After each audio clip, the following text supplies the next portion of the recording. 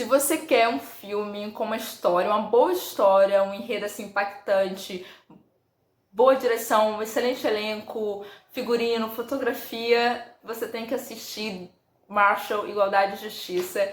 Esse filme que acabou de sair na Netflix, dia 15 de novembro, agora no domingo, e eu já tava já no sábado, já recebendo o aviso da Netflix, ó, chegou o filme que você queria assistir, né? Na verdade, já é a terceira vez que eu assisto, porque a primeira vez foi no canal HBO, e infelizmente já tava no meio para o final, e rapidamente eu fui lá, quando vai reprisar, porque eu preciso ver isso e chorar de novo com essa história.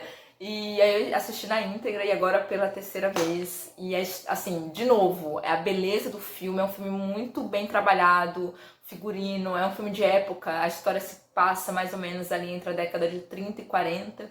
É bem quando tá acontecendo Não, acho que talvez na década de 30, vou dizer isso porque tá começando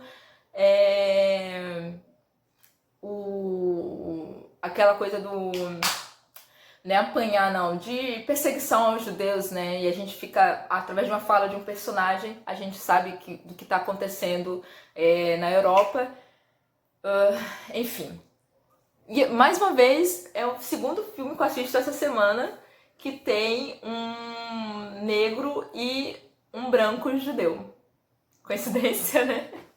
Mas é muito interessante que o Marshall é ajudado, tem como assistente um advogado branco, Spider Friedman, que vai ajudá-lo. E acontece, como a gente está lidando com um estado muito racista como Connecticut, então assim, eu acho que eu falei certo. Então assim, o juiz, acredita, o Friedman era para ser o ajudante do Marshall, né, que na verdade o Friedman ele é um advogado especializado em seguros, e isso já garante para ele um espaço VIP lá no inferno, né, porque ele é aquela pessoa, gente, que ferra com a vida de quem tá buscando seu seguro, mas enfim, tá perdoado porque ele ajudou o Marshall e livrou o spell da prisão perpétua, tá? Bom, e ele é o judeu no filme que eu tava falando, e ele era pra ser o assistente do Marshall, mas acaba invertendo o papel porque o juiz não aceita que um negro fale no tribunal. E que se o Marshall tentasse falar, ele iria prendê-lo por desacato. Olha que tremendo, né? E não é só isso de bizarro que tem no filme, não. Você tem um advogado que vai acusar o Spell, né? No caso o advogado de acusação, ele está representando a mulher branca que foi vítima desse estupro. Então ele, por exemplo, é o cara, aquele típico privilegiado branco que nasceu de família privilegiada, já rica. Então, eu vou repetir até uma fala do advogado Friedman quando diz ele já nasceu em Yale. Então, tipo, o cara nasceu, chorou mamãe, ele já tinha uma vaga em uma das melhores universidades dos Estados Unidos. Não à toa também é um bom advogado. E o juiz do caso é o sócio do advogado de acusação. Então, tipo assim, é uma fraternidade, né? De brancos ali. Então, tudo indicava que o Spell estava ferrado e conseguiria, na verdade, não a liberdade, mas sim a prisão perpétua. Pra você ver como é tenso o negócio. E aí, mas é isso, gente, história de julgamento, né? Filme de julgamento.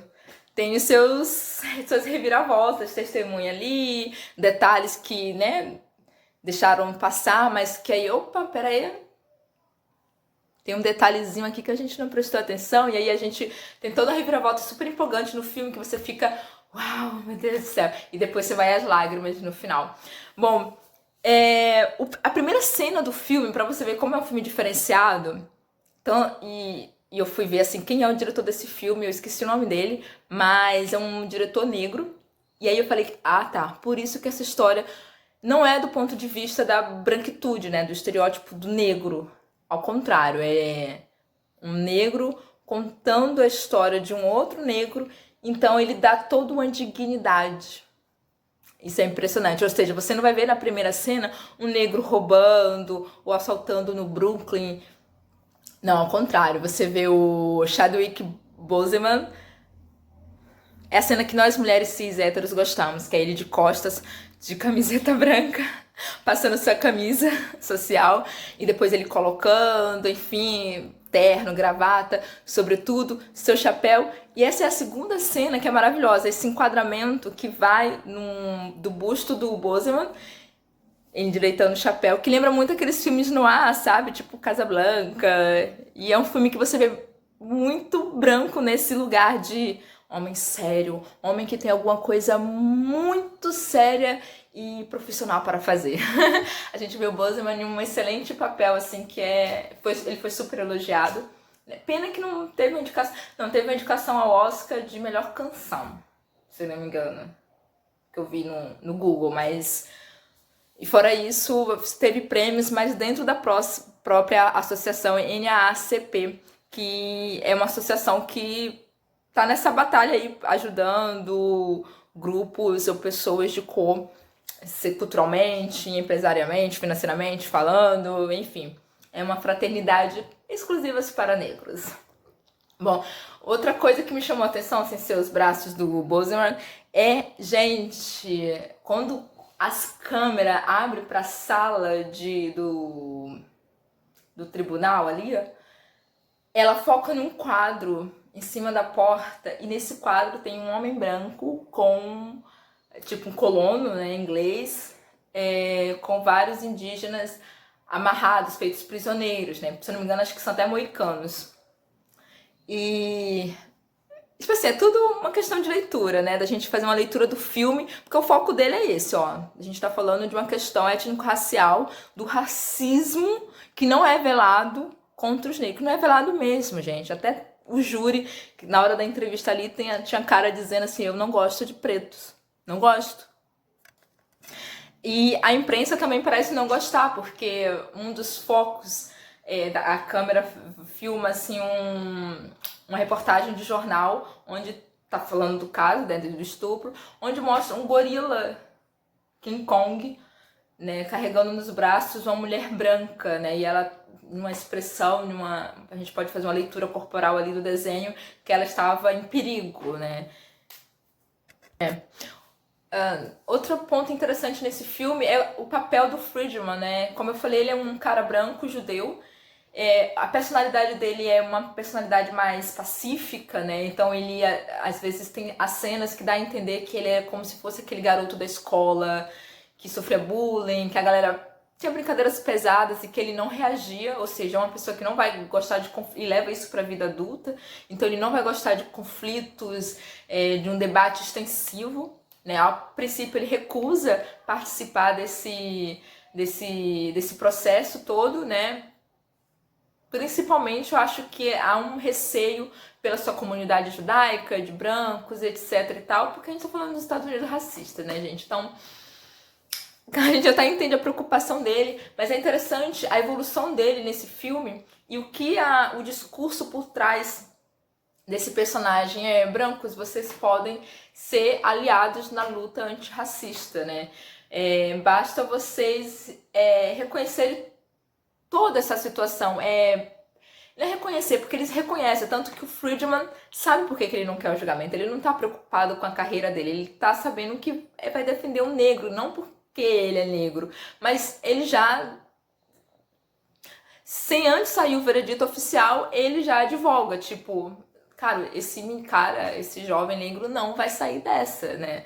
Tipo, a sociedade aqui é muito racista, né? Então, assim, o filme, a evolução dele de um cara que não quer se envolver, não quer conflito, ainda mais racial, para o cara que faz um dos melhores julgamentos da sua carreira, primeiro, mais importante de tudo, mais, né, do cara inseguro para o cara que ganha segurança de falar tete a tete com o júri ali, assim, argumentar, fazer a argumentação final, né, mesmo que seja com as palavras do Marshall, que o Marshall, na verdade, não sei se eu falei, ele foi proibido de falar no tribunal, e o juiz ameaçou ele de prisão se ele dissesse qualquer palavra, né?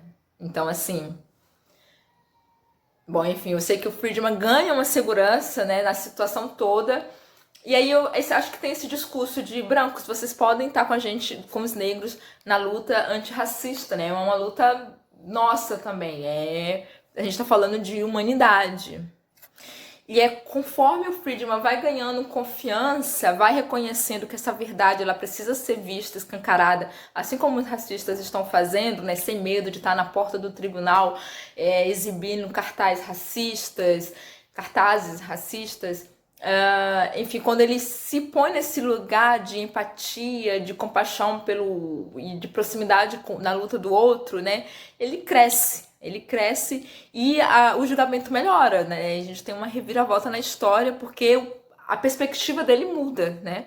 De um jovem negro acusado de estupro, ok, comum, normal, vai acontecer, ele vai ser enforcado ou vai ganhar prisão perpétua, para onde vamos provar a inocência dele, porque há detalhes que não estão batendo, enfim. E não só isso, até o próprio Spell, que é o cara que está sendo acusado de estupro, ele, a partir do momento que ele reconhece a verdade dentro dele, eu acho que esse é um dos pontos cruciais, né? Quem negro entende isso. É um dos pontos cruciais do filme é quando ele não consegue falar do racismo, né? Então o Marshall pergunta: você está mentindo? Por quê? Por que você mentiu? E ele não consegue falar, ele fala que estava confuso, ele fala que não estava... A situação toda ele não conseguia lembrar, mas assim, quando ele reconhece a verdade, que ele tem medo que uma pessoa preta, na situação que ele estava, ia ser enforcado, então ele tinha medo, ele foi inocentado, né? Spoiler final do filme aqui. Ele é inocentado, né? Então, tipo assim, eu até criei um provérbio: direis a verdade e a verdade vos libertará. Então, não que fosse uma coisa fácil, né? Assumir essa verdade. Né? E tanto que não é fácil que o advogado de acusação ele ainda pede para o juiz tirar a resposta do Spell, do... Ai, gente, eu não sei o nome desses termos, né? Do roteiro lá do julgamento, né? Tipo, anula a frase que ele falou, a resposta dele. Aí o juiz, que a gente acha que já tá até de tudo, caso já tá vendido, o resultado já tá comprado e tudo mais, ele surpreende a gente. Ai, fica aquele suspense. Não vou nem dar spoiler pra vocês morrerem do coração, que nem eu quase morri com esse juiz. Enfim, reviravoltas no filme, eu não vou contar esse spoiler. Então voltamos à parte do que direis a verdade vos libertará, que o Spell, assim, quando ele assume o racismo, que o motivo foi racista de toda essa situação, desde o envolvimento dele com a mulher branca, de como a coisa acontece, de como ela tenta apagar de si, como ela fica fora de si ao se dar conta de que teve relações sexuais com um homem negro. Enfim, mesmo ela gostando, né? E no final do filme vocês vão ver a Kate Hudson com aquele olhar de tipo, ai, queria um repeteco. Mas, assim, cara, o filme é muito, muito, muito interessante. E eu falei desse ditado, direis a verdade vos libertará, mas ao mesmo tempo tem o contrário, né? Direis a verdade e a verdade pode matá-lo. Porque essa era a situação que o Spell estava, né? Se ele dissesse a verdade... Eu tive uma relação com uma mulher branca, consensual, né? Tudo ok, foi por uma noite, foi maravilhoso, foi empolgante. Ela que perdeu o norte. Se ele dissesse isso, ele tava ferrado, ele tava, juro, ou enforcado ou queimado, vivo, sei lá, depois de espancado pela comunidade branca racista daquele estado. E, cara, não tem nada pior do que você ser julgado por algo que você não fez e ainda por cima em decorrência da sua cor de pele.